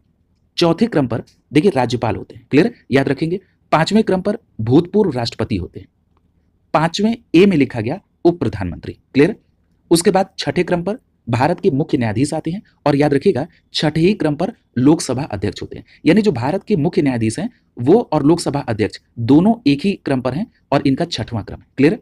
उसके बाद 7वें क्रम पर संघ के कैबिनेट मिनिस्टर होते हैं, विभिन्न राज्यों के मुख्यमंत्री होते हैं और नीति आयोग के उपाध्यक्ष होते हैं, भूतपूर्व प्रधानमंत्री होते हैं, राज्यसभा और लोकसभा के विपक्ष के नेता होते हैं। क्लियर? ये सभी 7वें क्रम पर आते हैं, यानी कैबिनेट मिनिस्टर संघ के, विभिन्न राज्यों के मुख्यमंत्री, नीति आयोग के उपाध्यक्ष, भूतपूर्व प्रधानमंत्री, राज्यसभा और लोकसभा में विपक्ष के नेता ये 7वें क्रम पर आते हैं। याद रखिएगा, लोकसभा में विपक्ष के नेता बने हैं राहुल गांधी। ये जो 18वीं लोकसभा का गठन हुआ है, इसमें लोकसभा में विपक्ष के नेता राहुल गांधी बने हैं। याद रखिएगा, हो सकता है कि आपसे क्रम पूछ लिया जाए, तो याद रखेंगे 7वें क्रम में आते हैं और इनको कैबिनेट मिनिस्टर का दर्जा होता है। क्लियर? तो ये बात ध्यान में रखेंगे। 7वें ए में लिखा हुआ है भारत रत्न प्राप्त, यानी जिनको भारत रत्न मिला है वो वरीयता क्रम में 7A के अंतर्गत आते हैं। 8वें पोजीशन पर कौन है? राष्ट्रमंडल देशों के उच्चायुक्त हैं, विभिन्न देशों के राजदूत हैं, राज्यों के मुख्यमंत्री अपने राज्य के बाहर। क्लियर? या राज्यों के राज्यपाल अपने राज्य के बाहर, ये 8वें क्रम पर आएंगे। सर्वोच्च न्यायालय के जो न्यायाधीश हैं ये 9वें क्रम पर होंगे। क्लियर? और अभी आपने देखा था कि भारत के जो मुख्य न्यायाधीश हैं वो 6वें क्रम पर हैं, लेकिन सर्वोच्च न्यायालय के न्यायाधीश की बात करेंगे तो ये 9वें क्रम पर हैं। उसके बाद 9A पर संघ लोक सेवा आयोग के चेयरमैन हैं, मुख्य निर्वाचन आयुक्त हैं, ये भी प्रश्न अभी पूछा था, और भारत के नियंत्रक एवं महालेखा परीक्षक, ये 9A में आते हैं। 10वें क्रम पर राज्यसभा के उपसभापति, राज्यों के उप मुख्यमंत्री और लोकसभा के उपाध्यक्ष, नीति आयोग के सदस्य और संघ के राज्य मंत्री, ये सभी 10वें क्रम पर आते हैं। क्लियर? तो ये क्रम आप जरूर ध्यान में रखेंगे, यहां से प्रश्न आपसे पूछे जाते हैं। अगला देखिए, अगला प्रश्न आपसे पूछा जा रहा है कि योजना आयोग के उपाध्यक्ष को भारत सरकार के सरकारी वरीयता क्रम में महत्व का दर्जा दिया गया है। अब आपसे यह प्रश्न पूछा जा रहा है कि जो योजना आयोग के उपाध्यक्ष हैं इनको किसके समान दर्जा प्राप्त है। क्लियर? तो याद रखेंगे भारत सरकार के कैबिनेट मिनिस्टर के समान। क्लियर? तो याद रखेंगे, अभी आपने देखा था यहां पर योजना आयोग है, अब योजना आयोग की जगह पर नीति आयोग हो गया। क्लियर? और क्रम कौन सा है? 7वां इनका, जिसमें संघ के कैबिनेट मिनिस्टर हैं, विभिन्न राज्यों के मुख्यमंत्री हैं, नीति आयोग के उपाध्यक्ष हैं, भूतपूर्व प्रधानमंत्री हैं, राज्यसभा और लोकसभा में विपक्ष के नेता हैं। क्लियर? तो यहां पर आपका ए विकल्प सही हो जाए। क्लियर? ये भी 7वें। और सुप्रीम कोर्ट के जज, तो अभी आपने देखा सर्वोच्च न्यायालय के जो न्यायाधीश हैं ये 9वें क्रम पर है। संसदीय समिति के अध्यक्ष या भारत के सरकार के सचिव, इनका अलग अलग क्रम है। क्लियर? तो ये बात ध्यान में रखेंगे कि यहाँ पर नीति आयोग के जो उपाध्यक्ष हैं ये कैबिनेट मिनिस्टर के समान होते हैं। क्लियर? तो यहाँ पर ए विकल्प आपका आंसर हो जाए। अगला देखिए, अब यहाँ पर अगला चैप्टर शुरू हो रहा है। अगला चैप्टर है राज्य सरकार की संरचना और कार्यप्रणाली, यानी state structure and it's working. इसके अंतर्गत जो सबसे पहला टॉपिक है वो है राज्यपाल या उपराज्यपाल। क्लियर? याद रखिएगा, ये जो राज्यपाल हैं इसके संदर्भ में अनुच्छेद 153 आपको ध्यान में रखना है। अनुच्छेद 153 कहता है कि प्रत्येक राज्य के लिए एक राज्यपाल होंगे। क्लियर? अनुच्छेद 153 ये ध्यान में रखिएगा। इसमें पहला प्रश्न कर रहा है कि निम्नलिखित में से किसे राज्यपाल नियुक्त नहीं करता है। तो यहां पर आपका सही जवाब क्या होगा कि राज्यपाल के द्वारा उच्च न्यायालय के न्यायाधीश को नियुक्त नहीं किया जाता है। क्लियर? तो यहां पर आपका सी विकल्प आंसर हो जाएगा। स्पष्ट याद रखेंगे। राज्यपाल की अगर बात करें कि राज्यों के जो राज्यपाल हैं इनको विधायी, न्यायिक और प्रशासनिक शक्तियां मिली है। इसके अलावा कुछ इनके पास विशेषाधिकार भी हैं। इसके अंतर्गत राज्यपाल मुख्यमंत्री की नियुक्ति करते हैं, राज्य लोक सेवा आयोग के सदस्यों की नियुक्ति करते हैं, राज्यों के महाधिवक्ता की नियुक्ति करते हैं। लेकिन याद रखिएगा कि जो उच्च न्यायालय के न्यायाधीश होते हैं इनकी नियुक्ति राष्ट्रपति के द्वारा की जाती है। क्लियर? अगला प्रश्न देखिए, पूछा जा रहा है कि भारत के किसी राज्य का राज्यपाल अपने पद पर कब तक कार्यरत रहता है। तो याद रखिएगा कि जो राज्यपाल होते हैं राज्यों के, ये राष्ट्रपति के प्रसाद पर्यंत पद को धारण करते हैं। क्लियर? ये बात बिल्कुल स्पष्ट याद रखेंगे। और अगर पूछा जाए कि किस अनुच्छेद में है तो याद रखिएगा अनुच्छेद 156 के सब क्लॉज 1 में, जिसमें कहा गया कि राज्यपाल राष्ट्रपति के प्रसाद पर्यंत पद को धारण करेंगे। तो यहाँ पर आपका सी विकल्प सही हो जाएगा अनुच्छेद 156 के सब क्लॉज 1 के तहत। क्लियर? तो ये बात ध्यान में रखेंगे, ये प्रश्न कई बार पूछा गया है। तो ये बात स्पष्ट हो गई कि अनुच्छेद 156 के सब क्लॉज 1 में कहा गया कि राज्यपाल राष्ट्रपति के प्रसाद पर्यंत अपने पद को धारण करेंगे। यहां पर एक बात और याद रखिएगा कि अगर हम राज्यपाल की पदावधि की बात करें तो इसी अनुच्छेद 156 के सब क्लॉज 3 में कहा गया कि राज्यपाल अपने पद ग्रहण करने की तारीख से 5 वर्ष तक अपने पद पर बने रहेंगे। क्लियर? तो ये भी बात आपको ध्यान में रखना है। और ये प्रावधान किसमें है? अनुच्छेद 156 के सब क्लॉज 3 में। क्लियर? अनुच्छेद 156 जो है ये राज्यपाल की पदावधि से संबंधित है। क्लियर? ये बात बिल्कुल स्पष्ट आपको ध्यान में रखनी है। अनुच्छेद 155 की बात करें तो अनुच्छेद 155 राज्यपाल की नियुक्ति से संदर्भित है और इसी अनुच्छेद 155 में कहा गया कि राज्यपाल की नियुक्ति राष्ट्रपति के द्वारा की जाएगी। क्लियर? ये भी बात ध्यान रखेंगे। और राज्यपाल का प्रावधान किसमें है? अनुच्छेद 153। और अगर अनुच्छेद 153 हो गया, 155 हो गया, 156 हो गया, तो यहाँ पर अनुच्छेद 154 को भी देख लीजिए। अनुच्छेद 154 कहता है कि जो राज्य की कार्यपालिका शक्ति है ये राज्यपाल में निहित होगी। क्लियर? ये किसमें है? अनुच्छेद 154। तो ये सभी बातें आप ध्यान में रखेंगे। अगला प्रश्न देखिए, पूछा जा रहा है कि राज्यपाल किसके प्रति उत्तरदायी होता है। तो याद रखेंगे राज्यपाल राष्ट्रपति के प्रति उत्तरदायी होता है। क्लियर? तो यहाँ पर आपका सही जवाब होगा विकल्प बी। स्पष्ट याद रखेंगे, राज्यपाल राष्ट्रपति के प्रति उत्तरदायी होता है। बी विकल्प यहाँ पर सही हो जाएगा। अगला प्रश्न देखिए, पूछा जा रहा है कि जब एक ही व्यक्ति को 2 या 2 से अधिक राज्यों का राज्यपाल नियुक्त किया जाता है तो उस राज्यपाल को संदेह, उपलब्धियां और भत्ते किसके अनुसार मिलेंगे? अब देखिए, इस प्रश्न का तो आंसर करेंगे। अभी आपने पिछले एक प्रश्न के एक्सप्लेनेशन में देखा था कि कौन सा संविधान संशोधन है जो ये प्रावधान करता है कि एक व्यक्ति को 2 या 2 से अधिक राज्यों का राज्यपाल नियुक्त किया जा सकता है। तो आपका जवाब क्या होगा? 7वां संविधान संशोधन। क्लियर है? जो 7वां संविधान संशोधन है वो अनुच्छेद 153 में परंतुक जोड़ता है और कहता है कि एक व्यक्ति को 2 या 2 से अधिक राज्यों का राज्यपाल नियुक्त किया जा सकता है। अब रही बात, और ये 7वां संविधान संशोधन कब का है? 1956 का है। क्लियर है? अब ये किसके अनुसार पाएंगे? तो याद रखिएगा, जब एक ही व्यक्ति 2 या 2 से अधिक राज्यों के राज्यपाल होंगे तो उन राज्यों के बीच ऐसे अनुपात में आवंटित किया जाएगा जैसा राष्ट्रपति आदेश करेंगे। क्लियर है? ये बात ध्यान में रखिएगा। तो यहां पर जो आपका सही विकल्प होगा, चारों विकल्प देख लीजिए। यहां पर देखिए डी विकल्प आपका आंसर हो जाएगा कि इसे उन राज्यों के बीच ऐसे अनुपात में आवंटित किया जाएगा जैसा राष्ट्रपति आदेश द्वारा निर्धारित करेंगे। क्लियर? तो यहां पर डी विकल्प आपका आंसर हो जाएगा। क्लियर? तो ये भी बात ध्यान में रखेंगे। और अनुच्छेद 158 के सब क्लॉज 3 क में कहा गया कि जब एक व्यक्ति 2 या 2 से अधिक राज्यों का राज्यपाल नियुक्त किया जाता है तो वहां उस राज्यपाल को संदेह, उपलब्धियां और भत्ते उन राज्यों के बीच ऐसे अनुपात में आवंटित किया जाएगा जिस अनुसार राष्ट्रपति आदेश करेंगे। इसका विवरण किसमें है? अनुच्छेद 158 के सब क्लॉज 3 के क में इसका विवरण दिया गया है। क्लियर?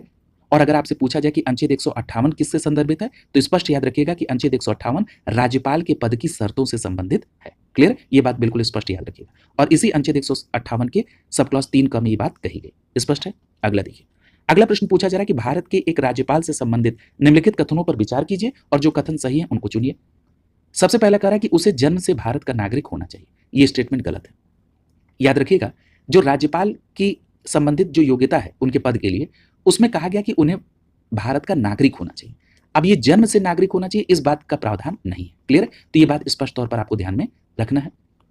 अगला कह रहा है कि उनकी आयु कम से कम 35 वर्ष होनी चाहिए। क्लियर? तो ये भी बात बिल्कुल सही है कि उनकी आयु जो है ये 35 वर्ष पूरी हो जानी चाहिए। ये तो स्टेटमेंट दूसरा सही है। अगला कह रहा है कि उसमें लोकसभा का सदस्य होने की योग्यता होनी चाहिए। क्लियर? तो देखिए ये स्टेटमेंट गलत है। जो राज्यपाल हैं उनके पास लोकसभा की योग्यता नहीं होनी चाहिए। जो अनुच्छेद 157 है ये कहता है कि कोई व्यक्ति राज्यपाल नियुक्त होने के लिए तभी पात्र होगा जब वो भारत का नागरिक हो और 35 वर्ष की आयु पूरी कर लिया हो। यही 2 कंडीशन दी गई, यानी ये तीसरा गलत है।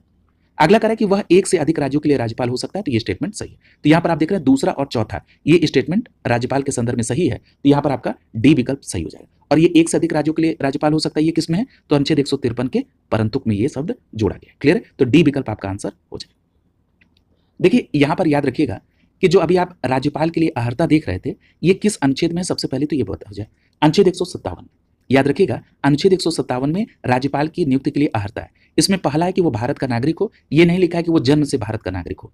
दूसरी बात कि 35 वर्ष की आयु पूरी कर चुका हो। क्लियर? और ये जो पहले सेंटेंस में आप देख रहे हैं कि भारत के राष्ट्रपति राज्यपाल की नियुक्ति करेंगे, ये किस अनुच्छेद में है? तो याद रखिएगा अनुच्छेद 155 में। ये बात अनुच्छेद 155 में कही गई है। क्लियर? याद रखिएगा अनुच्छेद 155 कहता है कि राज्यों के राज्यपाल की नियुक्ति राष्ट्रपति के द्वारा होगी। क्लियर होगी ये बात? आगे देखिए, आगे सेंटेंस में कह रहा है कि सामान्य रूप से राज्यपाल का कार्यकाल 5 वर्ष का होता है। ये किसमें है? तो मैंने आपसे कहा अनुच्छेद 156 के सब क्लॉज 3 में कहा गया कि इनका सामान्य रूप से कार्यकाल 5 वर्ष का होगा, लेकिन राष्ट्रपति किसी भी समय राज्यपाल को उनके पद से पदच्युत कर सकते हैं। यानी जो राज्यपाल हैं ये राष्ट्रपति के प्रसाद पर्यंत रहते हैं। ये किसमें है? अनुच्छेद 156 के सब क्लॉज 1 में। क्लियर? और राज्यपाल एक से अधिक राज्य के राज्यपाल रह सकते हैं, ये अनुच्छेद 153 के परंतुक में। क्लियर? अगला देखिए, अगला जो प्रश्न है ये कथन और कारण से संबंधित प्रश्न है। कथन में कहा जा रहा है कि भारतीय संविधान के अनुसार एक ही व्यक्ति एक ही समय में 2 या 2 से अधिक राज्यों के राज्यपाल पर कार्यरत नहीं रह सकता है। अब देखिए, जहां आपने पढ़ने में थोड़ी सी भी लापरवाही की तुरंत प्रश्न गलत होगा। यहाँ पे जैसे आपने कॉन्फिडेंस में लिया, अरे ये तो कई बार पढ़ चुके हैं, आपने जहां नहीं को इग्नोर किया तुरंत गलत। यहाँ पर नहीं लिखकर इस कथन को गलत कर दिया गया। क्लियर? यानी यहाँ पर कथन ये गलत, क्योंकि एक व्यक्ति एक ही समय में 2 या 2 से अधिक राज्यों के राज्यपाल बन सकते हैं। क्लियर? और कारण में कह रहा है कि संविधान में जो अनुच्छेद 153 है ये कहता है कि प्रत्येक राज्य के लिए एक राज्यपाल होंगे। ये आर यहाँ पर सही है, तो यहाँ पर ए गलत है और आर सही है। तो इस आधार पर आपका आंसर क्या होगा? डी विकल्प आंसर हो जाए। क्लियर? ये बात ध्यान में रखेंगे। और ये बात किस संशोधन के द्वारा जोड़ी गई? तो 7वें संविधान संशोधन 1956 के द्वारा अनुच्छेद 153 के परंतुक में जोड़ा गया कि एक व्यक्ति एक ही समय में 2 या 2 से अधिक राज्यों के लिए राज्यपाल रह सकते हैं। क्लियर? अगला देखिए, अगला प्रश्न पूछ रहा है कि कुछ आकस्मिकताओं में राष्ट्रपति को राज्यपाल के कृत्यों के लिए उपबंध करने का अधिकार भारतीय संविधान के किस अनुच्छेद में किया गया? ये भी प्रश्न बहुत महत्वपूर्ण है, तो याद रखेंगे अनुच्छेद 160। यानी अनुच्छेद 160 कहता है कि कुछ आकस्मिकताओं में राष्ट्रपति को राज्यपाल के कृत्यों के लिए अधिकार होगा। यहाँ पर ए विकल्प आपका आंसर हो जाएगा अनुच्छेद 160 के अंतर्गत। क्लियर? तो ये बात बिल्कुल स्पष्ट याद रखेंगे कि अनुच्छेद 160 कहता है कि राष्ट्रपति ऐसी किसी आकस्मिकताओं में जो इस अध्याय में उपबंधित नहीं है, राज्य के राज्यपाल के कृत्यों के निर्वहन के लिए उपबंध कर सकता है जो वो ठीक समझे। क्लियर? अनुच्छेद 160 के अंतर्गत बिल्कुल स्पष्ट याद रखेंगे। अगला देखिए, अगला प्रश्न पूछा जा रहा है कि निम्नलिखित में से कौन सा कथन सही नहीं है। अब देखिए यहां सबसे पहला लिखा है कि राज्यपाल को अध्यादेश निर्माण की शक्ति। याद रखिएगा, राज्यपाल को अध्यादेश की शक्ति है। किस अनुच्छेद के तहत है? अनुच्छेद 213 के तहत। किसके तहत? अनुच्छेद 213 के तहत। तो यहां पर पहला स्टेटमेंट तो सही हो गया। अगला कह रहा है कि राज्यपाल की अध्यादेश निर्मात्री शक्ति स्वविवेकी शक्ति है। ये स्टेटमेंट गलत हो गया। क्लियर? यहां पर बी जो विकल्प है ये कथन सही नहीं है। आपसे यही पूछा जा रहा है कौन सा सही नहीं है, यानी यहां पर बी विकल्प आपका आंसर हो जाएगा। अगला कह रहा है कि राज्यपाल अध्यादेश को वापस करने में सक्षम है। सही है। राज्यपाल की अध्यादेश निर्माण की शक्ति राज्य विधानमंडल के समव्यापक है। ये बात सही है, यानी यहां पर आपका बी विकल्प सही नहीं है कि राज्यपाल की अध्यादेश निर्माण की शक्ति स्वविवेकी शक्ति के अंतर्गत नहीं आती है। क्लियर? याद रखेंगे, जो राज्यपाल की अध्यादेश निर्माण की शक्ति है ये अनुच्छेद 213 के तहत है। क्लियर? न कि राज्यपाल के विवेकाधीन। क्लियर? और राज्यपाल को अध्यादेश जारी करने की शक्ति तभी होगी जब विधानमंडल या उनके दोनों सदनों का सत्र नहीं है। क्लियर? ये विवेकी शक्ति नहीं है। इसका प्रयोग मंत्रियों की सलाह और सहायता से किया जाना चाहिए। वस्तुतः अध्यादेश जारी करने के लिए परिस्थितियां हैं या नहीं, इस बात पर अंतिम निर्णय राज्यपाल का होता है। क्लियर? लेकिन ये स्वविवेकी शक्ति नहीं है। अगला देखिए, अगला प्रश्न पूछा जा रहा है कि निम्नलिखित में से भारतीय संविधान का कौन सा अनुच्छेद राज्यपाल को राज्य विधानमंडल के विश्रांति काल में अध्यादेश प्रख्यापित करने की शक्ति देते हैं। इतने भारी भरकम शब्दों का प्रयोग करते हुए प्रश्न पूछा गया, लेकिन निश्चित रूप से जो लोग ऑनलाइन स्टडी ग्रुप से जुड़े हैं वो कहेंगे इस प्रश्न में कोई दम नहीं। उनका आंसर क्या होगा कि जो राष्ट्रपति की अध्यादेश जारी करने की शक्ति 1, 2, 3 से है, वहीं राज्यपाल की अध्यादेश जारी करने की शक्ति अनुच्छेद 213 के तहत है। क्लियर? तो यहाँ पर आपका सी विकल्प आंसर हो जाएगा। और अभी इसके बारे में आपने पिछले ही प्रश्न में डिटेल में देखा है। क्लियर? तो याद रखेंगे अनुच्छेद 213 के तहत राज्यपाल की अध्यादेश शक्ति है और राष्ट्रपति की 123 के तहत। क्लियर? अगला प्रश्न देखिए, पूछा जा रहा है कि किसी राज्य के राज्यपाल द्वारा जारी ऑर्डिनेंस का अनुमोदन होना आवश्यक है। किसके द्वारा अनुमोदन होगा? तो याद रखेंगे राज्य की विधायिका के द्वारा। यहां पर आपका बी विकल्प सही हो जाएगा। जो राज्यपाल ने ऑर्डिनेंस दिया है यानी अध्यादेश दिया है, इसका अनुमोदन कौन करेगा? राज्य की विधायिका। बी विकल्प आपका आंसर हो जाएगा। इसका प्रावधान किस अनुच्छेद में है? तो याद रखिएगा अनुच्छेद 213 के सब क्लॉज 2 में। याद रखिएगा अनुच्छेद 213 के सब क्लॉज 2 में कहा गया कि राज्यपाल द्वारा जारी अध्यादेश का विधायिका का सत्र प्रारंभ होने के 6 सप्ताह की अवधि में विधायिका द्वारा अनुमोदन आवश्यक है, अन्यथा यह प्रवर्तन में नहीं रहेगा। कितने? सत्र प्रारंभ होने के 6 सप्ताह के अंतर्गत। यानी जो राज्यपाल के ऑर्डिनेंस जारी करने की शक्ति का अधिकतम समय है वो क्या होगा? 6 माह 6 सप्ताह। यानी अगर एक लाइन में कहें तो लगभग 7.5 माह। क्लियर? याद रखेंगे, क्योंकि 2 सत्रों में अधिकतम 6 माह का अंतर और यहां पर 6 सत्र प्रारंभ होने के 6 सप्ताह के अंदर। क्लियर? किसमें है? अनुच्छेद 213 के सब क्लास 2 में। अगला देखिए, अगला प्रश्न पूछ रहा है कि निम्नलिखित में से कौन सा पंचायतों की वित्तीय स्थिति का पुनरावलोकन करने के लिए वित्त आयोग का गठन करता है। तो याद रखेंगे जो वित्त आयोग के गठन का प्रावधान है ये राज्य के राज्यपाल के द्वारा। क्लियर है? तो यहाँ पर आपका सी विकल्प सही हो जाएगा कि वित्त आयोग का यानी राज्यों के जो वित्त आयोग है इनका गठन राज्यपाल से संबंधित है। और इसका अनुच्छेद कौन सा है? अनुच्छेद 243 का आई। ये प्रश्न बहुत इंपॉर्टेंट है, याद रखेंगे कि पंचायतों की वित्तीय स्थिति का पुनरावलोकन करने के लिए राज्य के राज्यपाल अनुच्छेद 243 आई के तहत प्रत्येक 5 वर्ष पर वित्त आयोग राज्य का गठन करेंगे। यानी राज्य वित्त आयोग का गठन प्रत्येक 5 वर्ष पर राज्यपाल महोदय के द्वारा अनुच्छेद 243 आई के तहत किया जाएगा। क्लियर है? और ये किस लिए गठित हो रहा है? पंचायतों की वित्तीय स्थिति के पुनरावलोकन के लिए। क्लियर? ये बात स्पष्ट आपको ध्यान में रखना है। अगला देखिए, और जो संघ का वित्त आयोग है वो राष्ट्रपति के द्वारा अनुच्छेद 280 के तहत। क्लियर? अगला प्रश्न देखिए, पूछा जा रहा है कि विधानसभा के सदस्यों की निर्भरताओं से संबंधित प्रश्नों पर अंतिम विनिश्चय किसके द्वारा लिया जाता है। यानी जो विधानसभा सदस्य की निर्भरता संबंधित अंतिम निश्चय है ये कौन लेगा? राज्यपाल के द्वारा। यहां पर आपका बी विकल्प आंसर हो जाएगा। क्लियर? ये बात स्पष्ट तौर पर आपको ध्यान में रखना है। देखिए यहां पर याद रखिएगा कि जो संविधान में अनुच्छेद 192 का सब क्लॉज 1 है ये कहता है कि यदि ये प्रश्न उठता है कि किसी राज्य के विधानमंडल के किसी सदन का कोई सदस्य अनुच्छेद 191 के सब क्लॉज 1 में वर्णित किसी निर्भरता से ग्रस्त है या नहीं, तो इस प्रश्न पर राज्यपाल को विनिश्चय करने का निर्देश प्राप्त होता है और उनका विनिश्चय अंतिम होगा। क्लियर? और वहीं अनुच्छेद 192 के सब क्लॉज 2 में कहा गया कि ऐसे किसी प्रश्न पर विनिश्चय करने से पहले राज्यपाल निर्वाचन आयोग की राय लेंगे और ऐसी राय के अनुसार वो कार्य करेंगे। क्लियर? याद रखिएगा निर्वाचन आयोग की राय सार रूप से निर्णायक होती है। क्लियर है? और ये किसमें कही गई? ये वृंदावन बनाम निर्वाचन आयोग का जो केस था 1965, उसमें ये बात कही गई। क्लियर? तो ये भी बात आप ध्यान में रखिएगा। अगला प्रश्न देखिए। अगला प्रश्न पूछा जा रहा है कि संविधान के मसौदे में निर्वाचित राज्यपाल के प्रावधानों की मूल योजना को छोड़ दिया गया था, क्योंकि? तो देखिए यहां पर इस बात को ध्यान में रखिएगा, क्यों छोड़ा गया। तो यहां पर सबसे पहला लिख रहा है कि इसका तात्पर्य होता है एक दूसरा निर्वाचन। यानी यहां पर जब संविधान का मसौदा तैयार हो रहा था तो निर्वाचित राज्यपाल का प्रावधान क्यों छोड़ा गया? इसलिए छोड़ा गया क्योंकि इसका तात्पर्य एक दूसरा निर्वाचन है। क्लियर है? क्योंकि देखिए राज्यों के मुख्यमंत्री वो भी निर्वाचित होकर आएंगे और राज्यपाल भी अगर निर्वाचित होकर आएंगे तो यहां पर ये दोनों में एक मतभेद की स्थिति बन रही है। क्लियर? दोनों अपने आप को जनता द्वारा निर्वाचित समझेंगे। दूसरी बात, दूसरे स्टेटमेंट में लिख रहा है कि निर्वाचन प्रमुख राजनीतिक मुद्दों पर लड़ा जाता है, ये कोई कारण नहीं था, यानी ये दूसरा कारण नहीं। पहला ठीक है। अगला कह रहा है कि निर्वाचित राज्यपाल अपने को मुख्यमंत्री से बड़ा मानता है, ये भी बात सही है, जो मैंने अभी आपसे कहा, यानी ये तीसरा स्टेटमेंट भी सही है। अगला कह रहा है कि राज्यपाल को संसदीय प्रणाली के अधीन ही कार्य करना था। क्लियर है? तो ये भी बात यहां पर सही है। यानी ये तीनों ऐसे, पहला, तीसरा और चौथा, ये तीनों स्टेटमेंट ऐसे हैं कि जिनको ध्यान में रखकर निर्वाचित राज्यपाल का प्रावधान मूल योजना से में छोड़ दिया गया था। क्लियर है? निर्वाचित राज्यपाल का मतलब क्या है कि जनता द्वारा राज्यपाल निर्वाचित हो। मूल मसौदा जब तैयार कर रहे थे संविधान निर्माता की सभा, तो उन्होंने इसीलिए इसको छोड़ दिया। क्लियर है? क्योंकि इसका मतलब दूसरा निर्वाचन होगा। दूसरी बात कि राज्यपाल अपने आप को मुख्यमंत्री से फिर बड़ा मानने लगेगा। मुख्यमंत्री कहेगा हम भी जनता द्वारा चुनकर आए, राज्यपाल कहेगा हम भी जनता द्वारा चुनकर आए, और राज्यपाल को संसदीय प्रणाली के अधीन ही कार्य करना था। तो यहां पर आप देख रहे हैं कि पहला, तीसरा और चौथा, तो सी विकल्प आपका आंसर हो जाएगा। क्लियर? तो ये बात ध्यान में रखेंगे, ये प्रश्न महत्वपूर्ण भी है।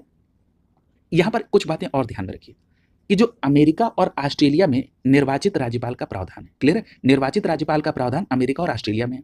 भारत में निर्वाचित राज्यपाल का प्रावधान नहीं है। इसके पीछे वही कारण है कि एक दूसरा निर्वाचन, निर्वाचित राज्यपाल अपने को मुख्यमंत्री से बड़ा मानता है, जिससे द्वैध कार्यपालिका होने की संभावना होती है, जो भारत की एकता और अखंडता को प्रभावित करती है। क्लियर है?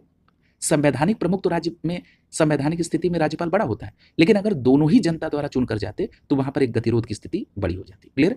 अगला देखिए। अगला प्रश्न आपसे पूछा जा रहा है कि राज्यपाल को पद और गोपनीयता की शपथ कौन दिलाता है?